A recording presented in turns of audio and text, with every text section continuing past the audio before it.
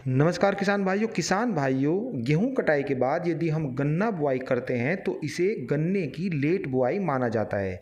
और ये आप भी जानते हैं कि जिस फसल की भी लेट बुआई की जाती है, चाहे वह गेहूं की हो, धान की हो, ज्वार की हो या अन्य कोई भी फसल हो, यदि उसकी लेट बुआई करते हैं तो हमारा ध्यान ये होता है कि फसल का जमाव जल्दी हो और उसमें जो मेन चीज़ है ब्यात या टेलरिंग वह ज़्यादा से ज़्यादा हो, ताकि उत्पादन पर कोई कुप्रभाव न पड़े।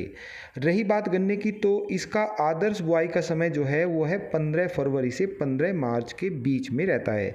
और जो गन्ने की बुआई अप्रैल या मई में होती है उसे हम लेट बुआई ही कहते हैं। तो इस लेट बुआई में गन्ने का जमाव जल्दी हो और ब्यात भी ज़्यादा हो, इसी को ध्यान में रखकर गन्ना बुआई में हमें कुछ खास बातों का ध्यान रखना है और उर्वरकों को भी हमें उसी हिसाब से देना है, ताकि जमाव जल्दी हो और हमारे गन्ने में ज़्यादा से ज़्यादा ब्यात भी हो। मेरे प्यारे किसान भाइयों, यदि अभी तक आपने हमारे A4 चैनल को सब्सक्राइब नहीं किया है तो कृपया करके इसे सब्सक्राइब कर दें।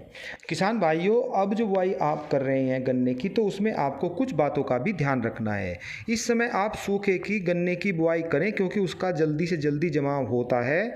और यदि किसान भाई आप पलेवा की बुआई करते हैं, उसी में एक्सपर्ट हैं, तो आप सूखे की गन्ने की बुआई न करें, क्योंकि उसमें काफ़ी बातों का ध्यान रखना पड़ता है। और जब कई सालों तक सूखा गन्ने की बुआई कर लेते हैं तो कुछ चीज़ें आपके सामने आती रहती हैं, तभी आप उसमें एक्सपर्ट हो पाते हैं।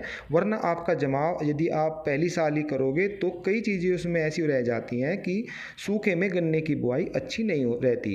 यदि आप पलेवा की बुआई पहले से ही करते आ रहे हैं तो आप पलेवा की ही करें।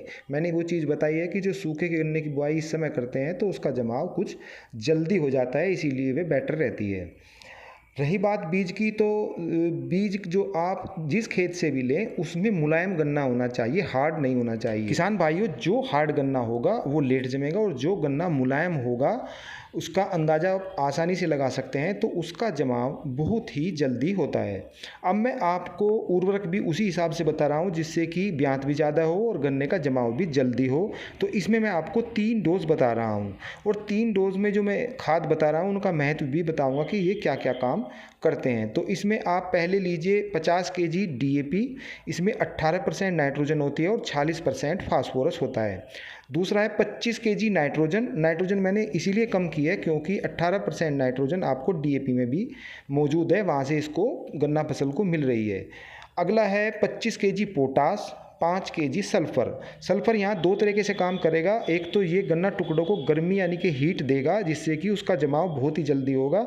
और दूसरा ये फंगीसाइड का भी काम करता है, जो गन्ना टुकड़ों पर कुछ फंगस या ऐसा कोई बीमारी लगती है तो उसको भी ये रोकने का काम करता है। आगे है 10 केजी सागरिका। जो सागरिका है ये ब्यात में काफ़ी महत्वपूर्ण भूमिका निभाती है। यदि आप इसे बुआई में ही डाल दोगे तो वहाँ ये बहुत ही अच्छा काम करेगी और जमाव में भी ये तेज़ी लाती है। अगला है 700 ग्राम थाइमोथोक्सोम। वैसे तो ये सफ़ेद गिडार या कीटनाशक है, लेकिन इसका किसानों का एक तजुर्बा और भी है कि जिन खेतों में ये डाली जाती है उनमें सूकर या ऐसे कोई जानवर नहीं लगते, यानी कि वे गन्ना टुकड़ों को नहीं पाड़ते हैं। तो ये भी इसका एक लाभ है।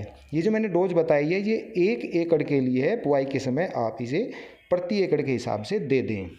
अब बढ़ते हैं दूसरी डोज की ओर। उसमें 50 केजी NPK 12-32-16, जो इसमें 12% है वो नाइट्रोजन है और 32% इसमें फास्फोरस है और 16% इसमें पोटास है। अगला है 25 केजी नाइट्रोजन। 25 केजी नाइट्रोजन इसलिए लिए है ताकि उसमें 12% जो है NPK में नाइट्रोजन वहाँ पर भी है, तो ये 2 जगह हो गई है, तो ज़्यादा नाइट्रोजन लेने की अलग से ज़रूरत नहीं है। 5 केजी सल्फ़र है, जो मैंने पहले बताया इसका वही काम है। 10 केजी सागरिका है, इसका भी वही काम है, ये इफ़को कंपनी की आती है। और 700 ग्राम थाइमोथोक्सोम है। ये खुराक भी आपको 1 एकड़ में लगानी है। तो ये भी एक अच्छी डोज है। या तो आप पहले वाली डोज लगाइए या फिर ये डोज लगाइए, ये दोनों एक साथ नहीं लगानी है किसान भाइयों, ये अलग अलग डोज है। या तो वो डोज लगा लिए पहली वाली या दूसरे नंबर की, और एक तीसरे नंबर की मैं बताऊंगा, या इन तीनों में से किसी एक का ही चुनाव आपको करना है। इन तीनों में लगभग वही तत्व आ जाते हैं जो गन्ना फसल को चाहिए। तो तीसरे में है 150 केजी सिंगल सुपर फास्फेट। इसमें सल्फ़र भी आपको मिल जाता है, बोरोन कोटेड होता है वो भी इसमें मिल जाता है।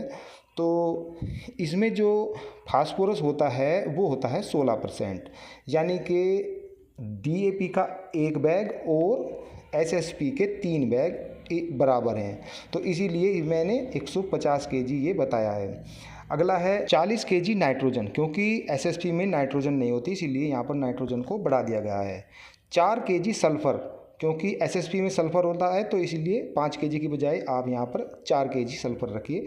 वही 10 kg सागरिका और 700 ग्राम थाइमोथोक्सोम, ये भी 1 एकड़ की डोज़ है।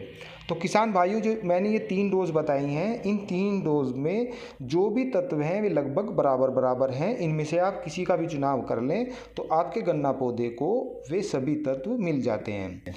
फिर मिलते हैं ताज़ा अपडेट के साथ, तब तक के लिए जय जवान जय किसान।